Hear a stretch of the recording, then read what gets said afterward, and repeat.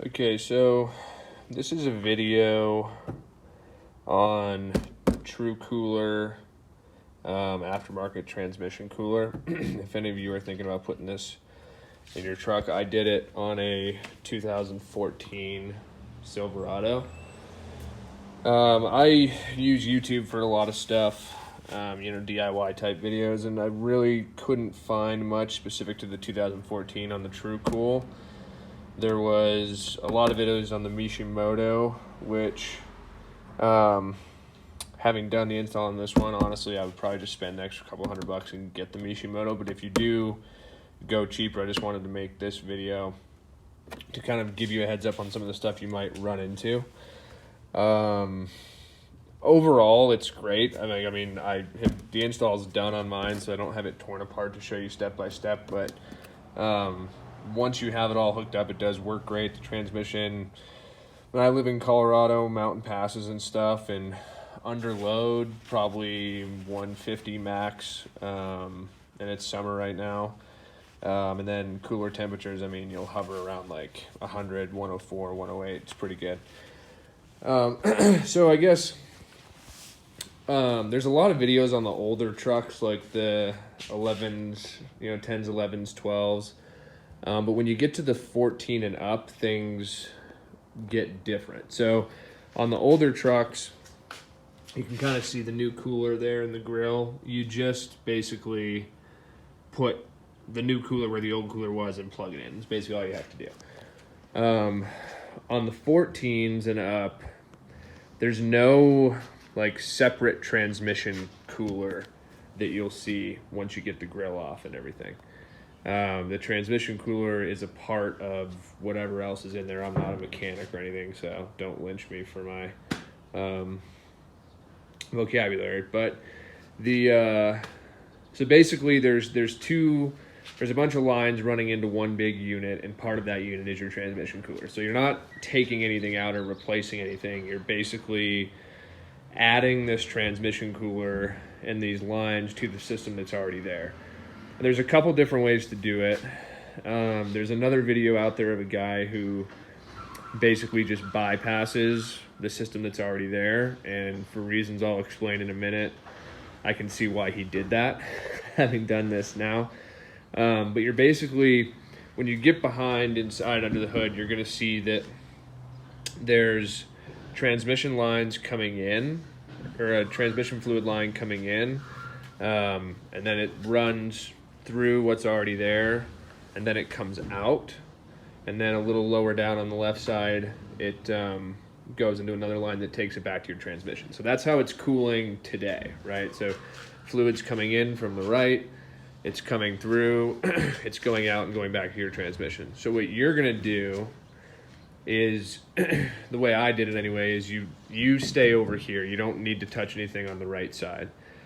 So the line that's coming out on what's from the factory becomes your line that goes in to the cooler, and then your line that comes out of your new cooler goes into the other half of this original line and takes it back to the transmission. I hope that makes sense.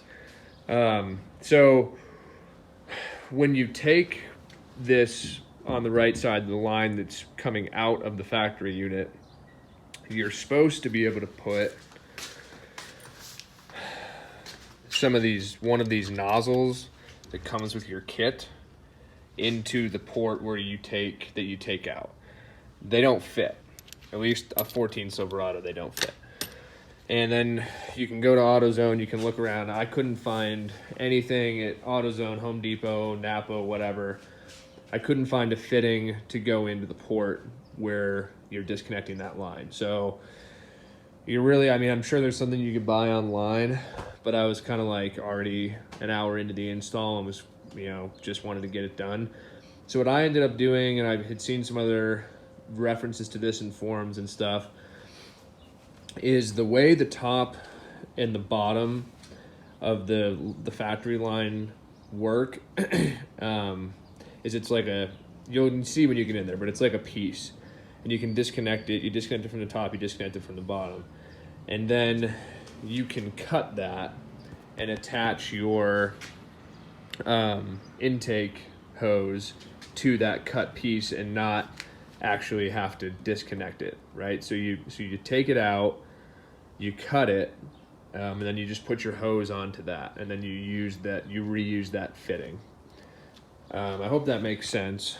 You might get in there and be like, what the hell are you talking about? But anyway, the only trick to that is you can't use, or you shouldn't use, like a normal saw, like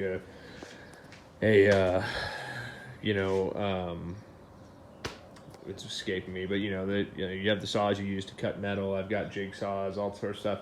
Problem is that, like, because it's aluminum, it shreds it, and you just get way too many shards in the hose or in that piece, and basically you can blow it out, you can wash it out, but I just wasn't convinced that no shards were going to go into the system and get into the transmission. So what I ended up doing was going and buying like a little wheel cutter that cuts metal without leaving it virtually no debris, and using that. So that's how I solved the intake problem. Is I just cut the hose that's there, left the fittings how they are, attached my hose to that. So that's how I got it into the new transmission cooler. And then going out, you take your second hose and hook it up to the line that's going back to the transmission. That part was relatively simple, except for the fact that the kit doesn't come, at least, maybe, I mean, like I said, I'm not a mechanic. Maybe, if I had run it a little different, it would have worked, but I didn't have enough hose to do both. So I ended up having to go get more transmission line to make the second hose long enough, and that was kind of frustrating. So, if you watch this before you start, go get some extra hose. So that's hooking up the transmission cooler. And then you've probably, if you've researched it and read forums, watched videos, you've probably heard about the thermostat delete you have to do. Because on the 14s and up, I'm not going to crawl into the truck and show you, but it's basically up under there. You'll see it. If you watch there's some good videos of people doing it, so it's easy to find. You do have to do that thermostat delete. I would follow the instructions from a video that are already out there on YouTube. They're really good. There's different ways to do it. There's guys that buy replacement parts.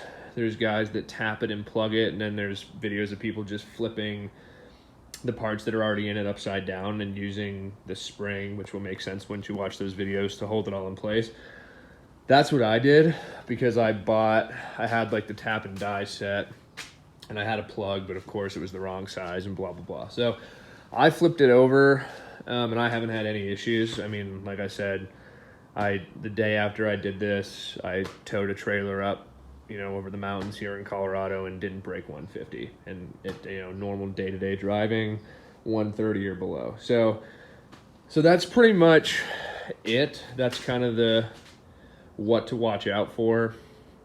When you're doing this on the newer trucks. The 15, this is a 14, I don't know, 15, 16, 17, 18, 19, you could run into different issues, but I imagine they're pretty similar, unless you get into, I don't know, the 20s or 2021s with the new body style, who knows.